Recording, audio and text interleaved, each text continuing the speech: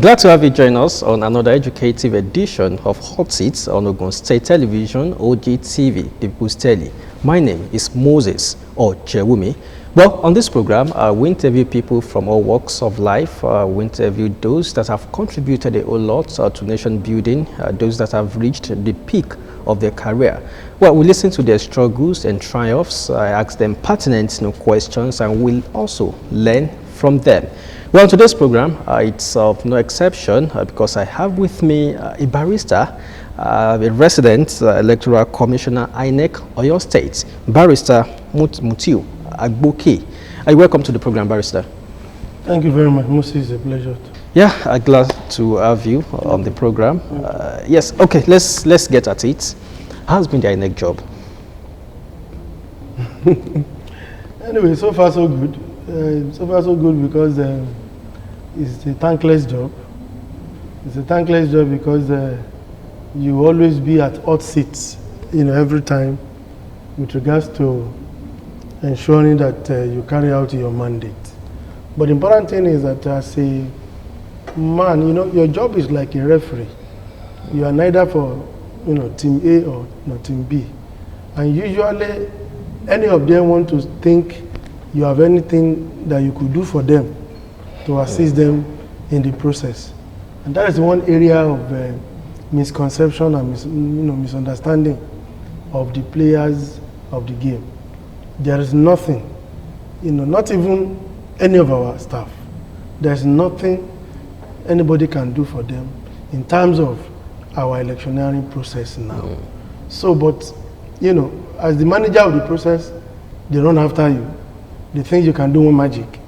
They think they can give you anything to, assist them to perform, non-existing magic or wonders. And that is not true. That is not true. So, for me, I would say that I've learned a lot because it's a different line of experience.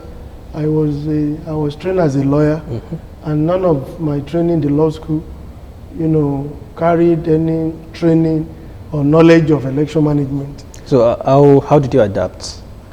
No, you have to, as a lawyer. How long did it take you to adapt? No, you don't need to measure the period. As a lawyer, you are trained as a complete person. In other words, you should be able to maneuver any situation. You should be able to fit into anything. As a lawyer, your job is not only to patronize court. But it was a new terrain, which you also said. Yeah, it's a new terrain. But don't forget again that everything about election is law. Everything about election is law. And don't forget again, I have had experience in Ogun State. I was a member of Ogun State Electoral Commission between 2012 and 2017. And I had the opportunity of conducting 2 local government elections. So for me, I had been able to nurture myself, going through that process. And of course, coming to INEC is a different ball game because election organized by INEC is different from the local government. And so it's just for me to leverage on what I've been able to know so as to be able to do more. And so far, so good for me. So how's your legal background, helping you in this job? No, of course, at least I was called to bar in 2006. And I started practice immediately. Of course, I had been practicing over the period until that 2017, effectively 2017. And the period I've spent between 2006 and 2017, a lot of experience I've been able to, to get. And those exposures have given me an opportunity to be able to manage my staff, to be able to also manage different kinds of human beings that you find in political arena. They want to look at you, they want to measure your experience based on your look. Some of them even tend to underestimate who you are. They look at you as one small boy there. But I don't look at that. It is what I have here that is very, very germane to be able to, actualize my focus. You spoke glowingly about the efficiency of INEC staff, but what about the ad hoc staff? Because we've seen cases where Maybe few ones, were caught snapping. I could even remember, I think in the South, a professor is currently being prosecuted. And so how do you also manage that? No, you know, our staff, there are two layers of our staff. We have our permanent staff that we pay monthly. Yes. The ad hoc staff, immediately we engage them, we give them training for our exercise. And once we give them training, they become our staff immediately. So we are responsible for them. They are also responsible to us. But you know, it is one thing for you to give birth to a child. It's one thing for you to nurture a child. It's for another thing for that child to give himself a rebirth. When I say a rebirth in terms of the parents have done their own bit. You are in the world of your own. How do you carry yourself? How do you remember the home that you left? How do you remember the kind of parent you have? The careless children are the ones that will discover, that will know that his father is in Ashero Motor Park, his mother is in Kuto Market, and he want to behave like Dangote's son and like Dangote daughter. Well, let's look at the university employees, the professors. I'm coming basically. I'm coming there. All these staff, whether professor or no professor, we engage them. It's not only professor. No, because they play different roles. No, they play different roles. The roles the professors play, not the roles the core members will play. The same ad hoc role. Yes, it's the same ad hoc role, but different roles. But why you focus on them is because of the vantage status they have, and also the vantage role we ask them to play. Exactly. For example, now, don't forget the vice chancellors are the ones that announce the gubernatorial election. They are the returning officers. Yeah. For senatorial election, they are also professors are returning officers. For their misdemeanor, for their misbehaviors, INEC would be held responsible. But if you look at the fact of each case, you will discover that each ad hoc staff will answer for whatever he has done on the field. So which means at times they will also be held responsible if they misbehave. That's what I'm saying. Yes. Now, like this professor you are talking about from Agboke, he intentionally orchestrated the alteration of election results to favor a particular person that was vying for senatorial seat. And when it was discovered, it was so glaring, and eventually INEC took it up and he was prosecuted. So at that point, you cannot say INEC should be prosecuted. I don't know whether I get the point I'm making. Yes. You can't say INEC should be prosecuted because at that particular point in time, he was answerable for that singular act of alteration of the result. But INEC employed him. No, we were like the government employ you as a staff of Ogtv. Like I'm employed as a staff as a commissioner. Like I was appointed as a rec. The fact that I was appointed does not mean my appointer should be held responsible for anything I do. If I go wrong against the oath of my appointment, I should be held responsible. You signed code of conduct. Your code of conduct form is with what do you call it? CCB or code of conduct commission. They have it. In other words, if you do anything, if you carry out anything that contravenes the content of that code of conduct, you are liable. So the fact is that we employ them does not make us liable.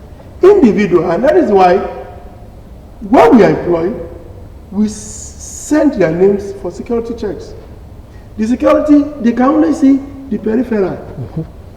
Yeah, in our law, we say even the devils cannot know what you harbor in your mind. As you are asking me, as I'm talking to you, I don't know the other side of your thoughts, not mine. So, but we can only read the outward appearance, and on the basis of that, you look at their certificate and we engage them. But it goes beyond that. It's a thing that you need to use your integrity, your charisma to be able to deliver on your assignment. INEC job, whether as a permanent staff, either as a a statutory appointment, either as an ad hoc staff, is a thing that is very, very dangerous. Our position is like that of a judge, and we need to be careful. Okay, Barrister, let's do a bit of review now. The last election, the 2019 general elections, civil society organizations, many of them believe that it was a step back. When we comparing that to 2015 general elections, which is still judged as the most credible since the return of democracy in 1999. Yes, that election, talking about the 2019 election, was characterized with ballots, paper unavailability, smart card readers malfunctioning, and large cancellation of valid votes. I mean, how will you describe the last election? That is a subjective assessment. Because all these things you have listed that you said characterized the last election also featured in 2015 election.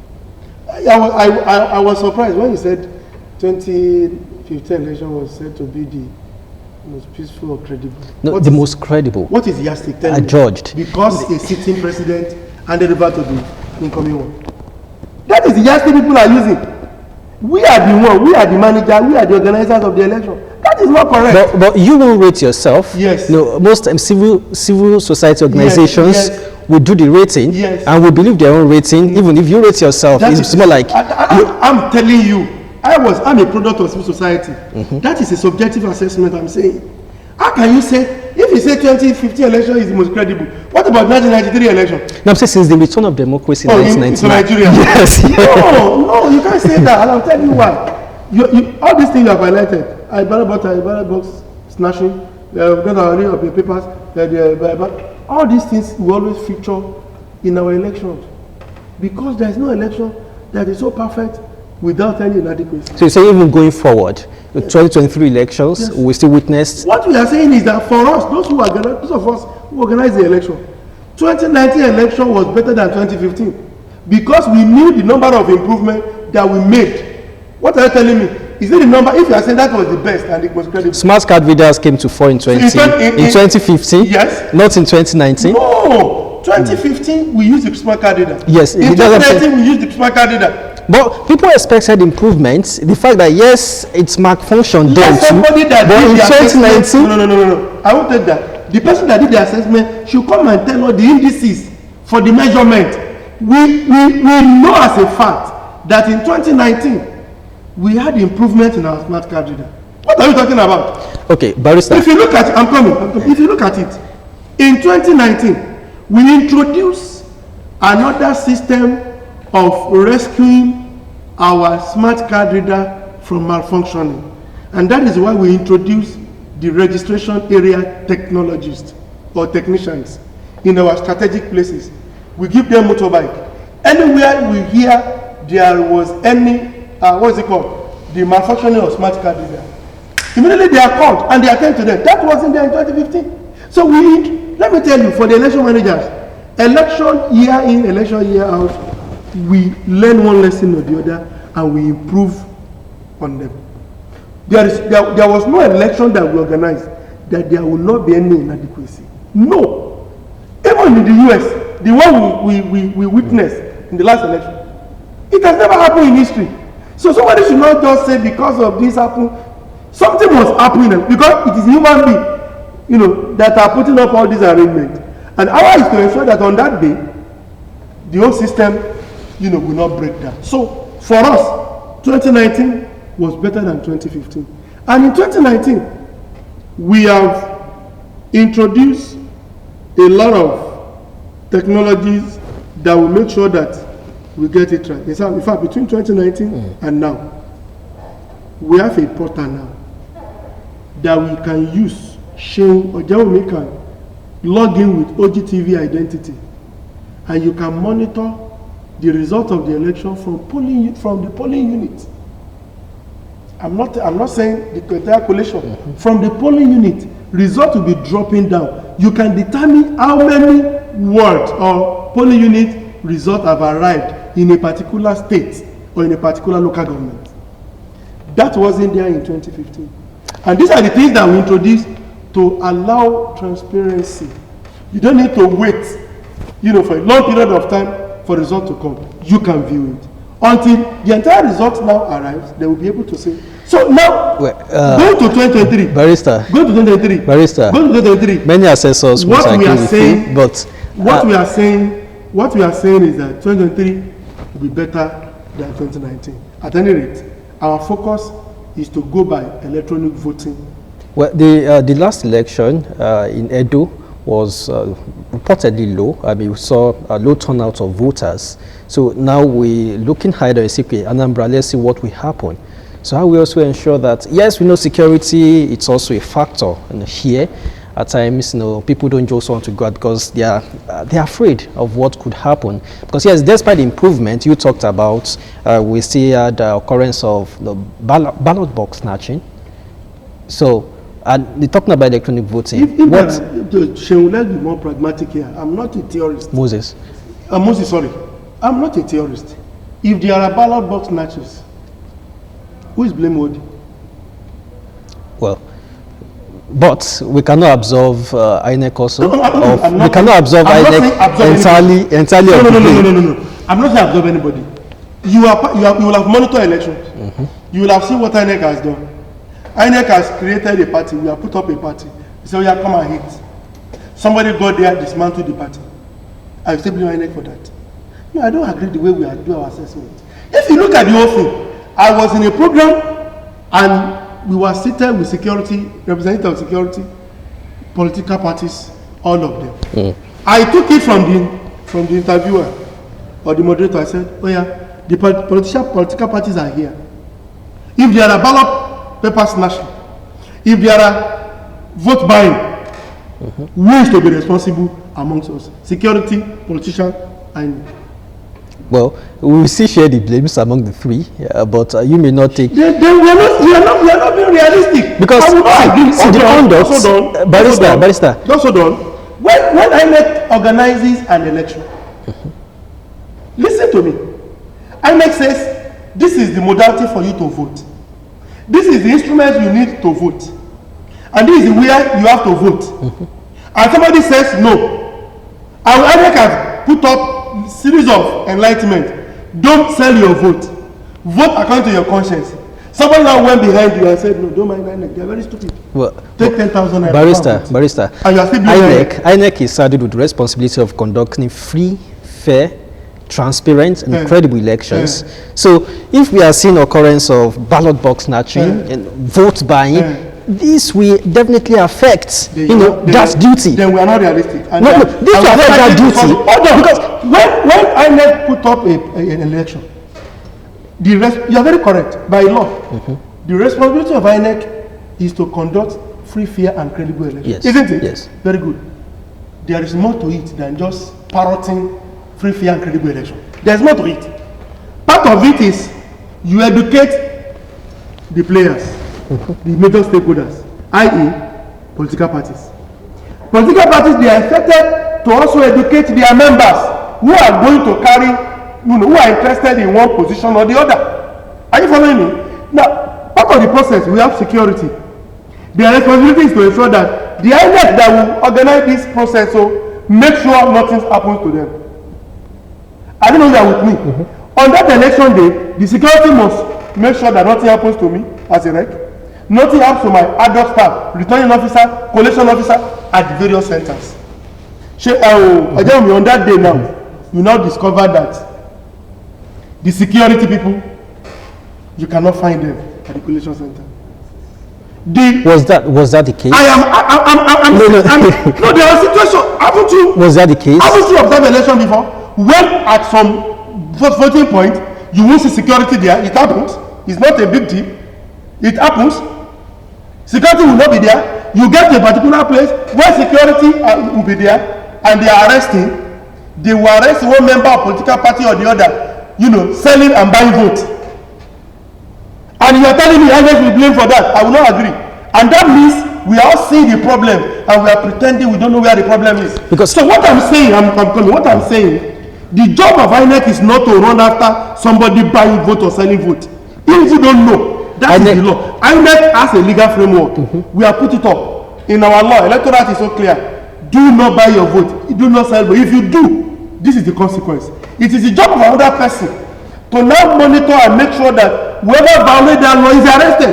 If somebody sees somebody buying and exchanging money with your permanent voter's card, and instead of arresting, he looks elsewhere, and you are blaming INEC. You are not getting it. Barrister, I said that because INEC put up structures, yes, you know, yes. And you have to put up the structures in such a way that, you know, many of these factors won't come to play. I could recall 2011 elections, you know, there was a way that, you know, voter would, they would open their ballots, you know, for, you know, some of these, you know, politics agents to see that yes, I voted for this party, so give me my money. Yes. But in 2015 or in 2019, there was an improvement. Open ballot was in such a way that it was hard for voters to display, you know, the ballot paper. That's what I'm talking about. So if you didn't do anything, you just felt like, okay, vote buying, okay, it's not our business. Then what will happen? You didn't say so these are problems. No. You didn't say it's not our business. That's why I told you. If you organize one election, subsequent one, you learn from the past and you improve on them. The issue of vote buying came as a full-blown electoral fraud or, you know, irregularity in 2014 in Ekiti and also in Osun State.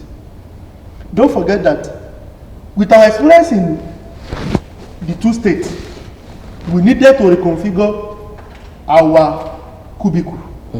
That's why you are talking about making it difficult for them. But I also think, vote buying, one of the characteristics of 2011 elections, because, I voted in Oyo State that time. It's a thing that has been happening over time. And that's why I'm telling you that even with all this work we are doing, for example, now we say we want to go for technology. We are using our customer, our players, our stakeholders. They are also thinking fast how to beat the system. So you won't allow them to beat the system. Our responsibility is to ensure that we have strong measures that will not allow anybody to beat us to any of this. And that we do. But to now say INEC is liable, INEC is responsible, that it will not be not entirely liable, not entirely culpable. I said that. But in what, there's no way you look at it, you blame the security, you blame the people, even the voters, you also still blame INEC. It will not be in the same proportion. It will not be in the same proportion. You've identified the problems now, and you're thinking of electronic voting. With electronic voting, by the time it's full blown, we don't even use ballots. I hope we just get that we won't even use ballot papers again. Would that solve our problem as a nation? Well, it will reduce there may not be ballot box snatching again. Well, we expect maybe violence may also reduce if it's full electronic voting, in which perhaps people can even vote on the comfort. What we need is to rehabilitate our orientation, is to change our thinking. But INEC must be seen making improvements. INEC must be seen making improvements. We are doing our own bit now. Look at it now. You talk about voter party the other time. Part of what we have done, which we are still doing, I'm on my way to Ibadan now. We are addressing various challenges facing our people in having access to various polling units. Barrister, because if voters are not coming out to vote, it's not really your fault. It's not really, you are meant to just conduct the elections. But it will be worrying to you, as the body responsible, the commission, if people are not coming out to vote, which means you must do things in such a way that people will come out to vote. Well, that's what I'm telling you. What we have now done, which we have identified, is that there are a lot of factors responsible. For example, people are concentrated in some locations. In voting on election day, they need to travel long distance. We have taken that as one of the problems. Some people could not vote on election day because the location, the siting of the polling unit is a difficult one for them, such that the person who has the custody of the polling unit, so to speak, is such that will not allow anybody who is in opposition party to come and vote in his area. We are looking at that. Another thing is that the terrain, the landscape of where we are placing or siting our polling unit has made it difficult for people to also go and vote. Fourthly, there are places that you have a lot of crowd. When you have thousands of people crowded in certain polling units. You know, we have clusters polling units that will always attract a lot of voters. That will also discourage, because when crowd will not allow you to vote on time, people will be disinterested, disenchanted. So what we are now, the exercise INEC is doing now is to review all those things. You know, before now we have created voting points, which allow more people to go and vote. You know, that voting point before now was an extension of the main polling unit. What we are now doing is to now turn that voting point into a substantive polling unit. That is a national assignment we are doing now. We are relocating so many polling units. Like somebody now whose house is, you know, housing the polling unit of INEC, and he belongs to party A. Any other person in party B cannot have access. We are relocating such, you know, polling units. We are also relocating polling units that are within the palaces, you know, within the palaces or within the, you know, religious area. For example, mosques and churches. We are relocating them. We are reducing this concentration of voting population, you know, such that people will be disenchanted. We don't want people to be disenchanted.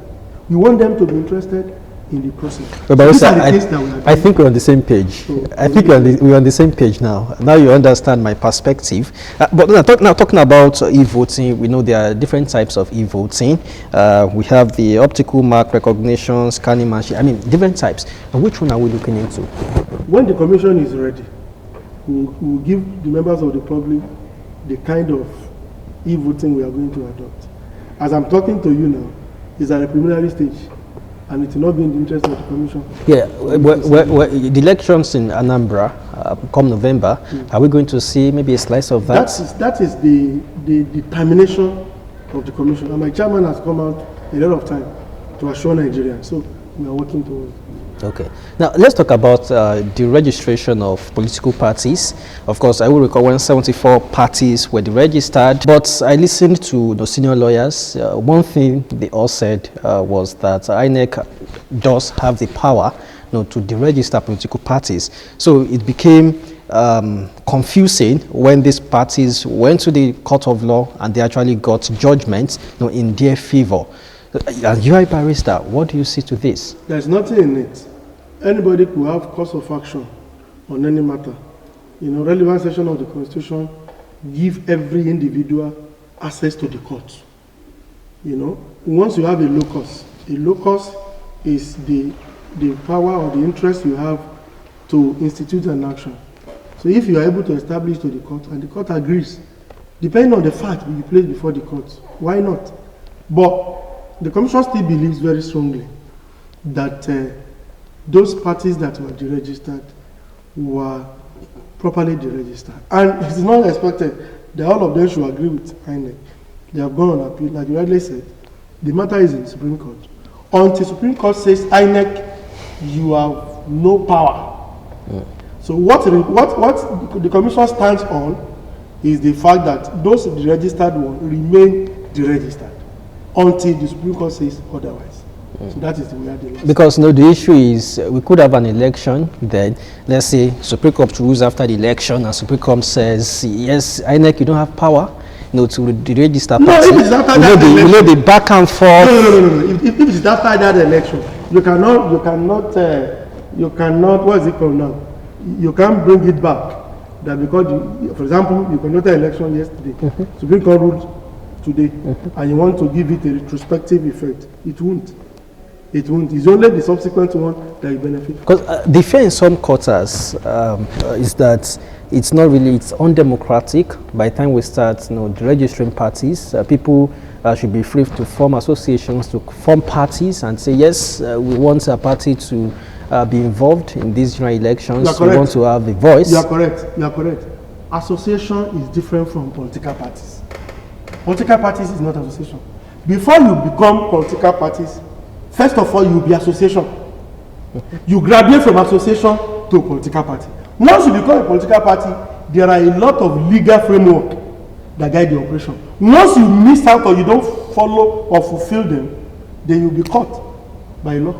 And once you are caught, you are out. Or but do you really see this process? like you said, associations, political parties, but before you know it, you just say a political If party you has look been at the formed. Constitution says any association that intends to be a political party will have to follow this, and this. In Electoral Act, the same procedure. They are there. They know. They didn't just come out as a political party, just like that. They have to be association, group of people coming together. Then, when we now give them their requirement, when they meet it, they become political party. That is the law. Well, Barrister, let me still take you back to electronic voting. And yes, the fears could be, the problem of hacking and all that. So, but we all agree that the way to go is electronic voting. If it's not full-blown, at least let's see some aspects, of that, so that we could eschew, some of these problems. But how will INEC also solve this problem? You see, you don't emphasize. Of course, you prepare. There could be this problem or that problem. But the actual problem that you are going to fight may not even be any of the one you are preparing for. So in our own thinking and estimation, we are ready and we are focusing on solidifying and protecting all the gadgets we are going to use accompanying the electronic voting. Our ICT department is being, looked into with a view to ensuring that we have necessary security arrangement that will protect the process. So we are aware. Even in developed democracy, we all saw what happened anywhere, everywhere. But INEC is not an exception, and we are preparing towards that. Hacking or any form of irregularity that could mar the process for us, we are ready for it. Okay, let's talk about the independence of INEC. Yes, Independent National Electoral Commission, but in the true sense, is INEC independent? INEC is independent to the extent of the operations, executions of all our programs and our projects. To that extent?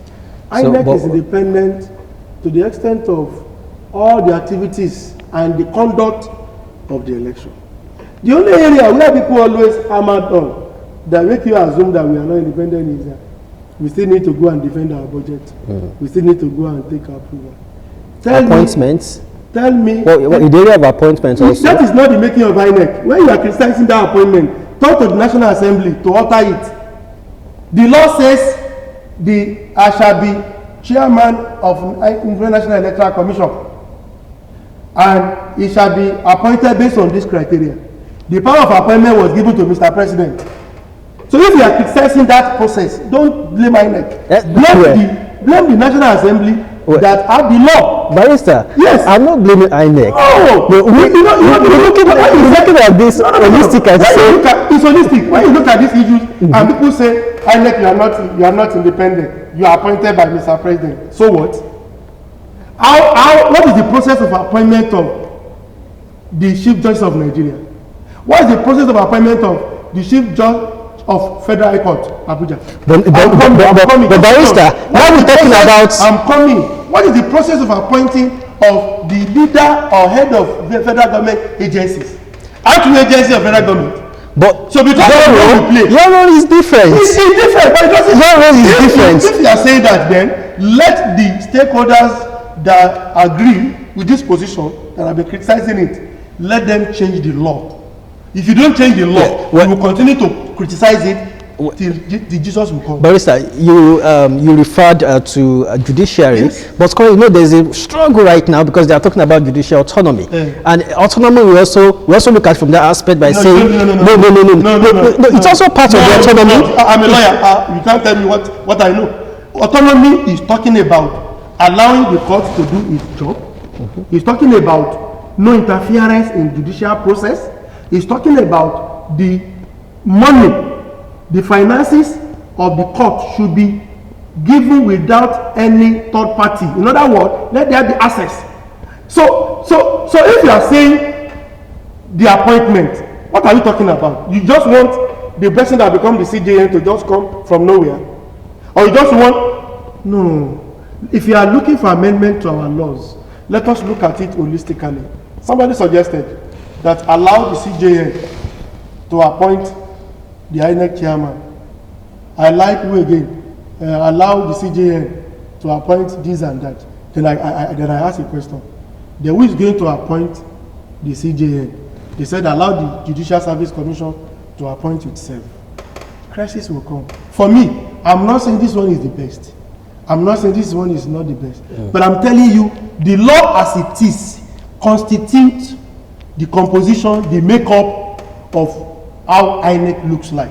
So when you are criticizing the independence, don't look at it at all from the point of view of appointment. That is the way the law is.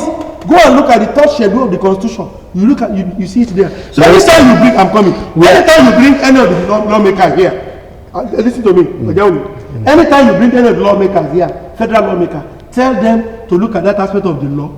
They should alter it and do whatever the consensus of the general public. Not that INEC is not independent because I was nominated by Mr. President. No. It's about the law that says that is how the thing should be. If you want a change of the system, let the lawmaker change the process. Well, I don't think no one is criticizing INEC for that. We are just reviewing the independence by saying, I mean, looking at that aspect, is it truly? No, because that's what I'm not criticizing INEC. No. It's not the making. It's not the making of INEC. No, but the appointment. Yes. That the appointment should come from Mr. President. Why do you think we are not independent? Just give me 2 instances. Because I think that's a form of dependency. You said it to an extent, you know, when you're explaining this, you also said, you talked about your independence by saying, okay, to an extent, we're independent in this. Yes. Then you now looked at it from the other hand by saying, but when it comes to budget defense, yes, you are not independent in that process. Everybody has to defend the budget. And that is the area people have been saying, why does INEC need to go and defend again? Why can't you do, since they are giving you your money? Can you just look at that reasoning? Since you are going to beg for money. If somebody gives you money by begging, then you have to do his bidding. That is myopic. Because it is a constitutional matter. Budget defense, appropriation of funds is a constitutional matter. INEC does not have the money of his own. I will still have to do. And if you now discover that a particular place election is conducted, and that election does not reflect the yearnings and desires of the people, then you have to treat each case on its merit and look at it really. For example, if in a particular state the ruling party wins an election, is that the reason for you to say INEC has been bought over? If in a particular state the opposition wins an election, that's the only time you have to give kudos to INEC. No, our sense of evaluation should be more robust, holistic, and objective. Such that if you want to criticize that an election here is not credible, what are the indices? What is the yardstick for you to measure it? But in a situation, so that you can be able to be objective. In a situation when INEC declares a party as the winner, yes, and yes, the other party goes to court, yes, and the court says otherwise. Yes. Is that not a shortfall? That cannot be a shortfall. I'm coming. That cannot be a shortfall. INEC has organized an election. On election day, anything could happen. And I'll give you a reason. If the person that went to court and got the judgment has been meticulous enough to make sure that he had a recording of all events that transpired during that election, those who were stage managing the destruction of the process, those who are doing the ballot snatching, those who are doing the vote buying, if he was able to go to the tribunal, and the tribunal is convinced beyond all... Shouldn't INEC have that? We are coming back to the same thing. INEC will have that for what? Is that the job of securing the process? Or may I put it back to you? Is it the job of INEC or security? On election day, I conducted election. On election day, I turned myself to a security on election day, which was... We're not talking about security. We're talking about footages now. Evidence. Because at the end of the day, the court will still summon INEC to say, okay, come and explain this. Because you agree that INEC will also be summoned when it comes to court, because it's a body that conducts the election. Yes. So I'm not talking about security. I'm talking about the footages now, to say, okay, there are irregularities. Come and prove to us. So in that case, INEC could be at the front runner to prove whether it's false, whether it's right or wrong. For now, INEC does not have a legal framework that imposes it on it to have footages. INEC does not have that law. Whatever we do is governed by law. That is one. Going to court to say what we have done. We have been saying it. Anytime we go, we show the credibility of what we organize. How we organize it. From the release of the timetable until the election is conducted. But the important thing is, our stakeholders, they are the ones you should talk to more. Bring the chairman of Inter-Party Advisory Council, IPAC. Bring them towards it. Let them come and see how hot the seat is for them. Put it to them that who usually orchestrate vote buying. I was in a lecture just last week. One of the politicians was with me. And in my lecture, I put it to him. I said, Mr. Lagwaja, on election day, who is always in charge of disrupting the election and vote buying? You know what he said? He said they are unknown hoodlums. That's also an escape route. So nobody is ready to hold up. But for me, I know that it is not INEC staff that will go and disrupt the process. Never. But we also see some cases where even INEC staff were caught napping. Maybe we're caught napping. Maybe few cases. And that's such evidence or piece of evidence have not been brought forward. Well, Barrister, because of time, when you have such things, Barrister, you bring it forward to us. We have never hidden or not concealed anything against our staff. Maybe not in your state. Maybe not. maybe not in your state. Let me tell you, INEC is not about state for you to know. INEC is not about state. INEC is one. It's just for administrative purposes. You have a branch in Abeokuta, in Ogtv State, in Oyo State. Yes. INEC is one. You are the rec in Oyo State. So you won't bother yourself about what's happening in Akwa Ibom because Akwa Ibom has its own rec. Oyo State has. Whatever happens there, the man that was sentenced to the prison, and we are saying no to Tigini now. We were following it up together because I almost had similar thing in Oyo State, but it was not as grave as that. I was almost sending somebody to jail too. But the evidence, the weight of evidence is not as very grave, and I won't play to the gallery. My own is not just to go and handle somebody. Look at Akwa Ibom State. The evidence was overwhelming. You understand me? So that's what we do. We extend notes. We see what happens. So, but the point is, people should know that we will always do the right thing because the law is there for us to follow as agent. Well, Barrister, we will not agree on certain things, but yes, you've made your points, your opinions, which you are entitled to. At times, we fast spent, but I know INEC is not only about INEC. You're a barrister, and yes, you are still a barrister. It's just now. Let's talk about the financial autonomy of the judiciary. We should just continue to struggle.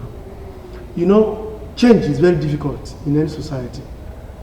For anything that you want to do, to turn from one thing to the other, even to yourself, you want to change yourself, it's very difficult. So for me, I don't see it as a foreclosed matter. The struggle continues. Why one governor is not doing or the governors are not doing, I may not privy to that. But I know that no governor has come out to say, I will not do at all. Jusun, go to places. No. For me, let the Jusun continue with their struggle. We are part of the process. All of us will benefit from it at the end of the day. So how beneficial would this be? No, it will be for the judiciary. Yes, it will be because like all these misconception, misinterpretation that we always have. For example, now look at it now. Because INEC is going to beg for money, defend the money now. People believe INEC, you are not independent, you are a beggar. And they continue to harass us. Ditto for judiciary. That how can the CJ continue to kneel down or prostrate for governor before you collect money? It's very key. If there is a particular consolidated point for the judiciary to get the money from, it will be an opportunity for them. Look at a lot of facilities the judiciary requires. They need accommodation. They need cars. They need to maintain their offices. Even their running costs are issues. All this, you should not be made subservient to somebody before they are given to you. Because if that happens, then to be free, somebody may say it's difficult. So that is very, very important. Okay, before we round off, let's talk about our legal system. Well, the common man may not be happy at the fact that high cost of litigation, delayed justice. Yes, I understand that the will of justice grinds slowly, but at times it could just be too slow. And lawyers are very skillful. They know how to draw adjournment from here. A case that should be settled in 1 month or 1 year max to take 2, 3, 4, 5 years. My brothers are correct. You see, people don't know that the adjournment, technicalities, what other things do you normally talk about? All of them, they are part of the law. That is why if you look at some chief judges of some states, by power given to them by the Constitution, they are coming up with various rules, by coming up with various operational documents that will fast track the process of our litigations. Even when, of course, if lawyer want to seek an adjournment where it's not expected, the judge will insist and say no. But because the judge will not just be speaking in vacuum, there's a legal framework. Based on the legal framework created or established by the CJ, that has always been assisting our court. In Ogun State, for example, the CJ has done a lot of things. There are some cases that, even from the main court, they will bring them to the arbitration court, where you don't need the technicality of lawyers. If they don't even allow lawyers to talk there, you talk, the arbitrator will listen to you and decide. There are other things like that. So we should just continue to amend our processes. For us, that is the nature of our legal system. High Court of Litigation, one day we'll get there, because a lawyer will also eat. A lawyer will have to charge somebody. You call them charge and bail. It's because of indecent way of doing it. That's why you say derogatory. So where does this leave the common man? If you are charged, for example, you will not be charged because you may not like that. If you are charged and police takes you to court, you have to be bailed. Who bails you? His lawyer. So you are charged and bailed. So it's nothing derogatory there. But some of our colleagues who do it, the way they do it, that they turn the court premises to their chambers and do it in a very fun. That's why the language is used derogatorily. But by and large, our legal system still needs further reformation, and the reformation is a gradual one, and it's going. Well, the hope for common man should be pro bono, but there seems to be a decline in pro bono cases these days. No. Even if lawyers are not taking up pro bono cases, we do it. There is an agency of government, the Nigerian Legal Aid Council is there. If you have cases, you go there, they take your case pro bono. Is it as simple as that? It's as simple as that. Okay, if you have one case, let me know. I will refer you there. The director there is ready. He has some lawyers, and there are individuals among our colleagues who do it without collecting anything from you. But if you have case in Benin, if you have case even in Lagos, in Ibadan, and you want a pro bono, even if the lawyer is ready to do pro bono, you should also try and pro bono on the ground. You know what I mean? If he waives some things for you, you should also find. So you say nothing is really free. Not necessarily like that. But if you have your cases in Abeokuta, here in Abeokuta, I know lawyers that will do it for you. You follow it up, they will get judgment for you, they collect no kobo from you. But the level of it is still not at the level that we want. We still need to appreciate it. We still need to make it, more affordable and accessible to members. Okay, thanks for honoring our invitation, Barrister Mutiu Agboke, a resident electoral commissioner, INEC Oyo State. Many thanks for coming. Thank you, Moses. It's a pleasure to be here.